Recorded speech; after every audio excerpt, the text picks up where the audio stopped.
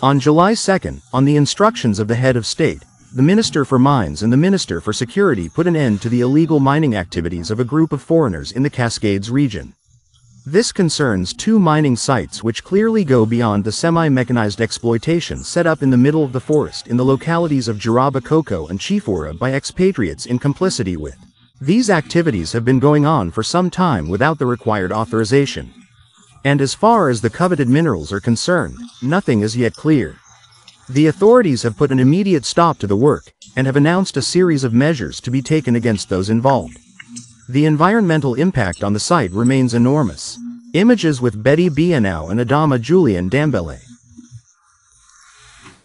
The environmental impact is enormous. A large part of the forest destroyed, a watercourse visibly diverted from its natural course. Greetings, families. Welcome back. Thank you so much for clicking on this video. If this is your first time, my name is Mamle and you are very welcome. This video is varieties of activities that is going on in Burkina Faso that I want to share with you. Just a quick update on mineral resources, as you can tell by the first video you watch and the thumbnail as well. There are a lot of videos circulating around that Burkina Faso is going to stop selling gold to the foreign countries. And I'm thinking, if they stop selling gold, what are they going to use to look after the population? If they stop selling resources, what are they going to use to look after the country? It's just a common sense. They cannot stop selling gold or any minerals to any countries. They can't. What they are doing is they are visiting all the permits that they have given, because the president told us that he's going to do that due to some people restraining things from them. So they're going to visit them. And not only that, the corruption, to stop corruption, to stop the minerals ending into wrong hands that will come back to buy them. And that's what they are doing. Whenever they tell us something, they do it. They are going around visiting sites, the illegal part and legal part as well. So they're not going to stop exporting minerals. No, that's not the point.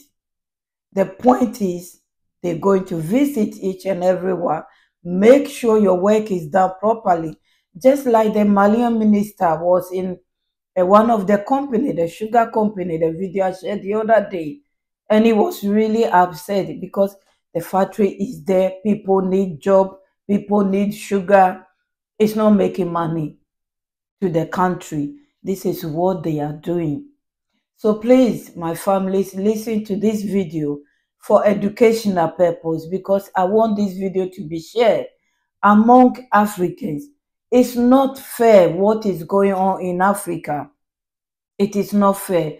The South Africa president, then president, now president, talk about this. I'm not sure they are not doing anything about it as well. So it's about time for individuals, population, citizens to take matter into their own hands and start reporting these people to the authorities that are ready to deal with them. I'll be back. Thank you. Huge crevasses created by the use of heavy machinery. These were the findings of the Minister for Mines and the Minister for Safety at the Adiarabakoko mining site in the Cascades region today. Those responsible? People of foreign origin in search of minerals, with the complicity of certain nationals. No authorization required. And for the moment, neither the quantity nor the nature of the minerals stolen are precise. On the face of it, you'd think it was gold they were looking for. But as I said, the search will continue. We're going to look further into the matter, to see if behind the gold there are other precious substances being mined by these people, these machines. And there will be at least 60 of them, with each piece of equipment costing no less than 600 million.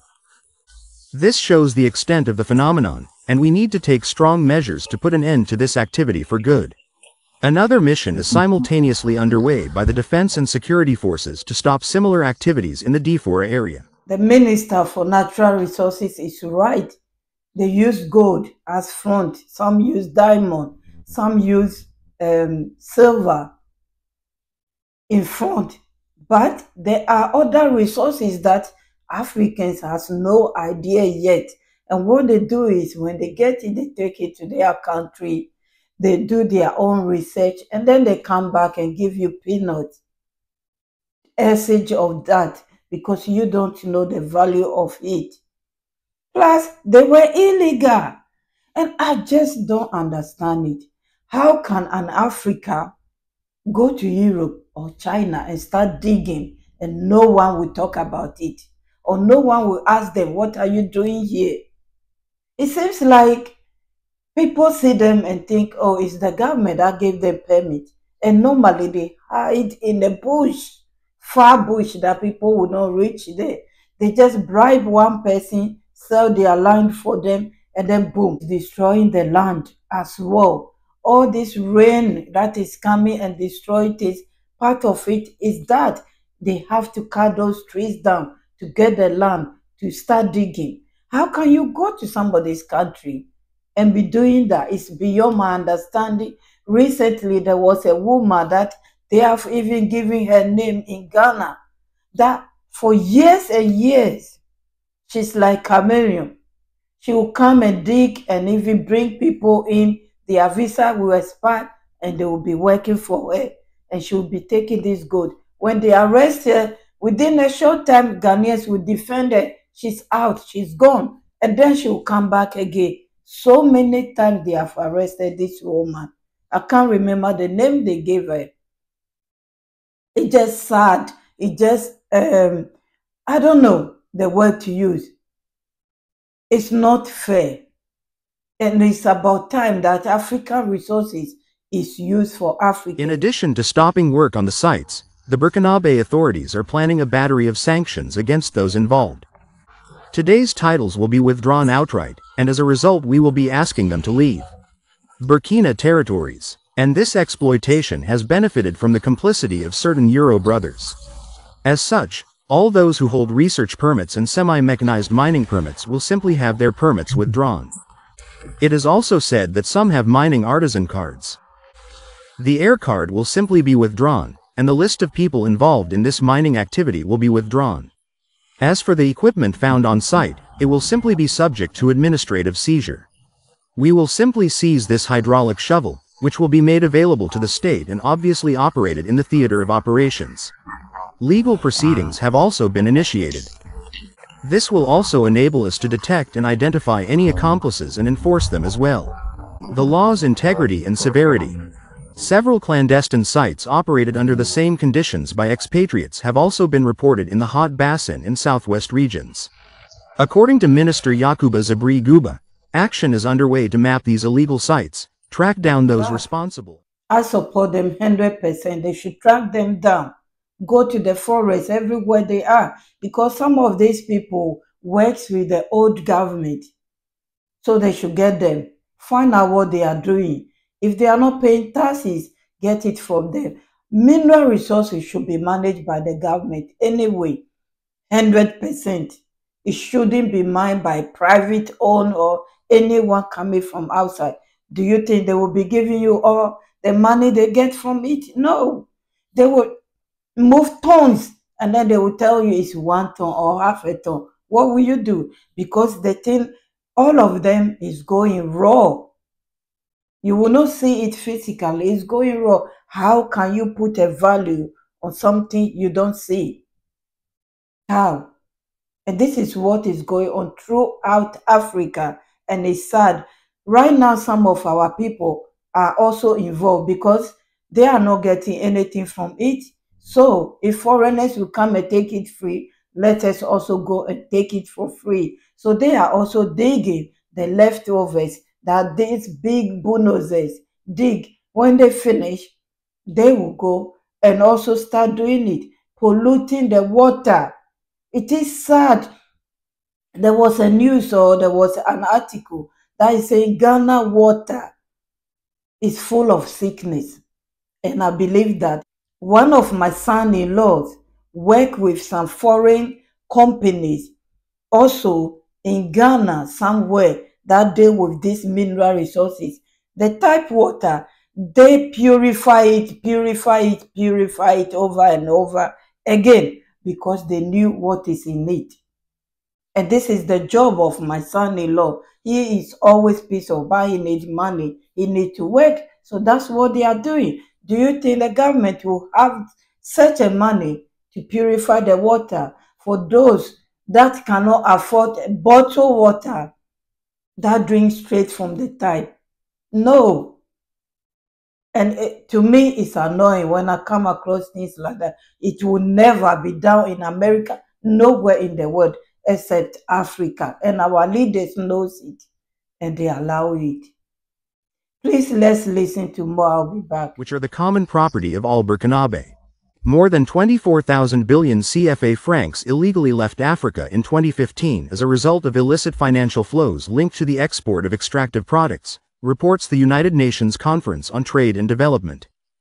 Illicit financial flows are defined as money earned, transferred or used illegally. It derives mainly from the proceeds of theft, corruption, smuggling and tax evasion. From 2012 to 2021, this phenomenon in Burkina Faso's mining sector caused the country to lose more than 2,774 billion francs. CFA Salon, a recent survey by the I.T. Initiative for Transparency in the Extractive Industries in Burkina Faso. This large sum would have been used to build several drinking water supply systems in this Sahel state. Covering all of Burkina Faso with 450,000 boreholes ensures access to drinking water throughout the country. In terms of dispensaries, this is another update on the mineral resources in Burkina Faso. Some of you might have seen this video, not same one, but similar one on this channel before, and this is an update on that video. Remember, they said that they have traced a lot of money that left the country through that company, and they found some of them. They arrested them. That they use that money to fund terrorism.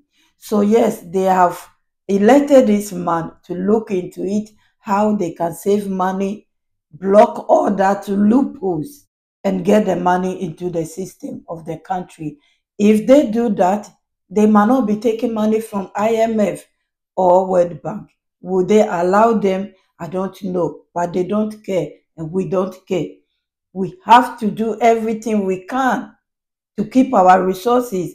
One, Nana, may her soul rest in peace, one of Ghana's ministers, she spoke about this thing, and she said that they gave us crumbs, and she doesn't blame them for giving us crumbs.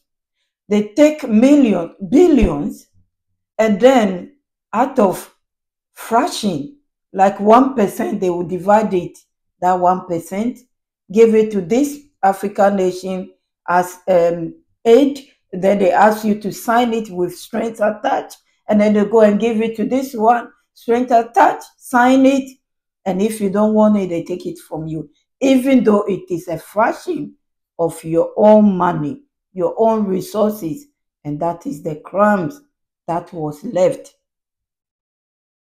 Same way they gave it to us as loan.